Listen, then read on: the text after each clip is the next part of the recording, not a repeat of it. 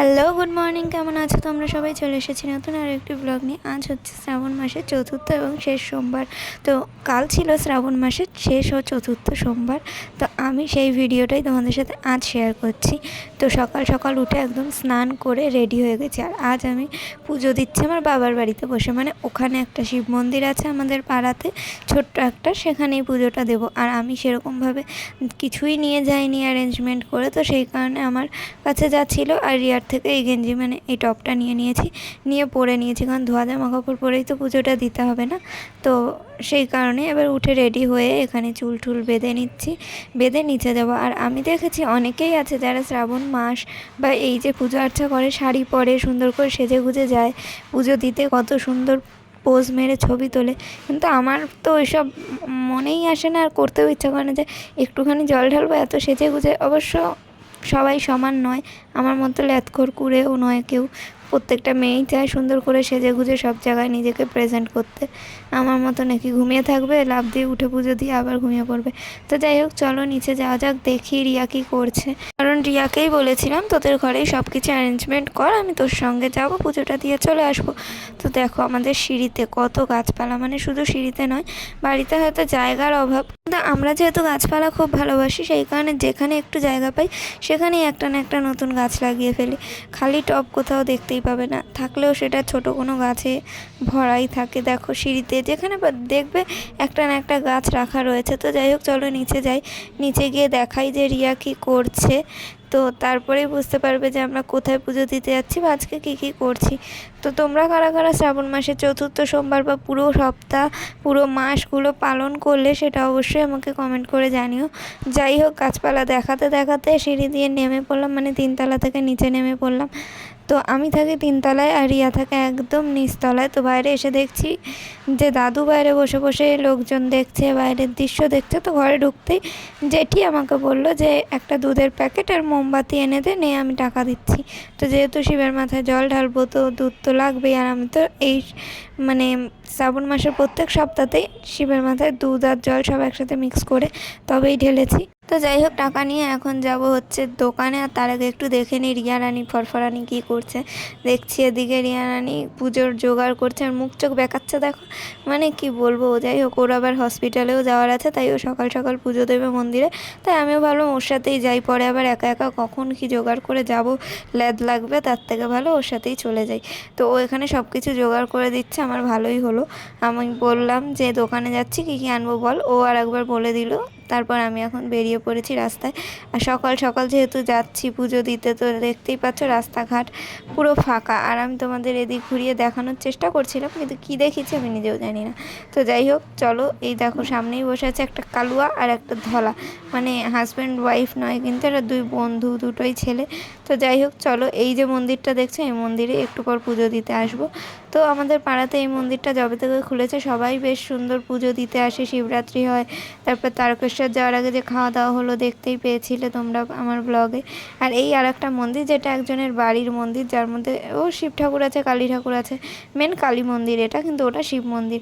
তো চলো যাওয়া যাক। আর আমাদের এখানে দেখেছো রাস্তাগুলো কীরকম খুঁড়েছে, কী যেন পাইপ লাইন বসানো হচ্ছে, আমি তো কিছুই জানি না। মাঝে মাঝে আসি, একটা নতুন নতুন জিনিস দেখতে পাই পাড়ায়। তো যাই হোক, চলো দোকানে যাওয়া যাক। আর অনেক দিন পর এরকম সকাল সকাল উঠে রাস্তায় বেরিয়েছি।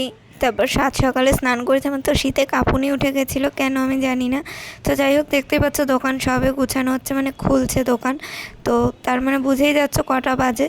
তো যাই হোক, কী আর করা যাবে, দোকানে একটু দাঁড়ালাম, দোকানটা একটু খুলে নিয়ে তারপরেই আমাকে জিনিস দিলাম, বেশি কিছু না, একটা ছোট মোমবাতির প্যাকেট আর একটা দুধ নিতে এসেছি, বলে দিলাম তো দেবে। আর এই যে দেখো সাদা চায়ের কাপ প্লেটটা দেখছো, এটা আমি ক্লাস 5-6-এ থাকতে যখন স্কুল যেতাম তখন টাকা জমিয়ে জমিয়ে এটা আমার কিনতেই হবে, চা খেতে হবে এর মধ্যে।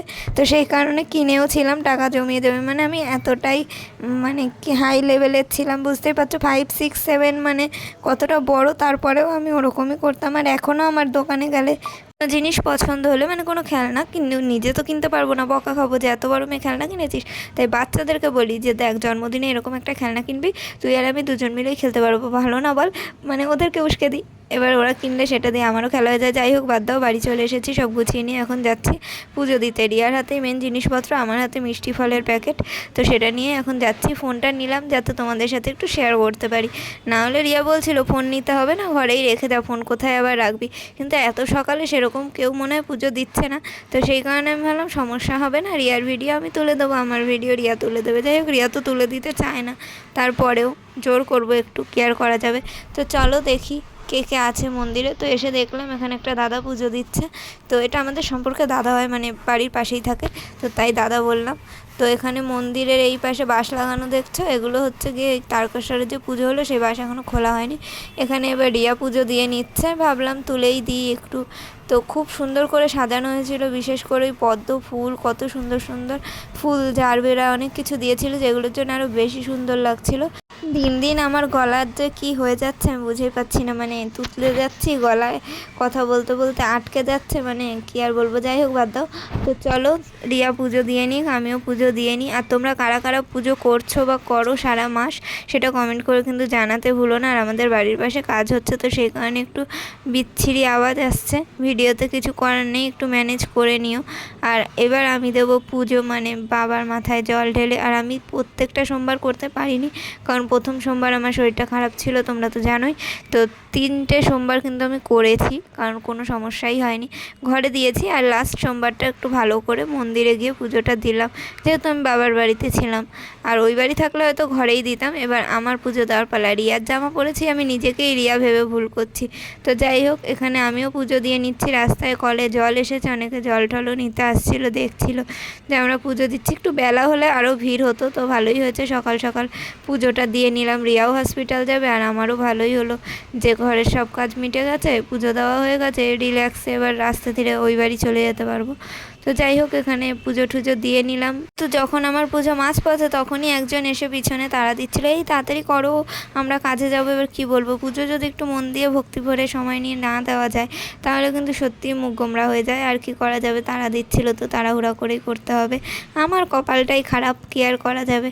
তো যাই হোক, ঠাকুরের কাছে নিজের মনের মনস্কামনা রাখতে হয়। পুজো দেওয়ার পর মানুষ তো পুজো দিয়ে ওটাই চায় যে হ্যাঁ, আমায় টাকা পয়সা দাও, আমায় এই দাও, আমায় ওইটা দাও, আয়ু বাড়িয়ে দাও, নানান জিনিস। এবার তোমরা কে কী চাও সে তো তোমরাই জানো।